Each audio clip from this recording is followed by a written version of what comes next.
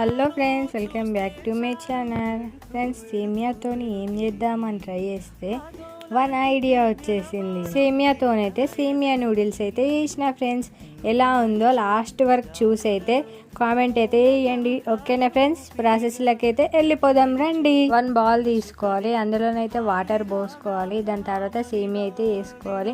ఎందుకంటే ఫ్రెండ్స్, మనకైతే సేమియా అయితే ఉడకాలి కదా, అందుకోసం అయితే ఆయిలింగ్ అయితే వేసుకోవాలి ఫ్రెండ్స్. కడాయిలో అయితే కొంచెం ఆయిల్ అయితే వేసుకున్నాక జీలకర్ర ఆవాలు అయితే వేసుకోవాలి. దాని తర్వాతనైతే పచ్చిమిర్చి ఉల్లిగడ్డలు అయితే వేసుకొని అయితే వేయించుకోవాలి. దాని తర్వాత కొంచెం సాల్ట్ పసుపు వేసుకోవాలి ఫ్రెండ్స్. వేసుకొని అయితే మిక్సింగ్ అయితే వేసుకోవాలి.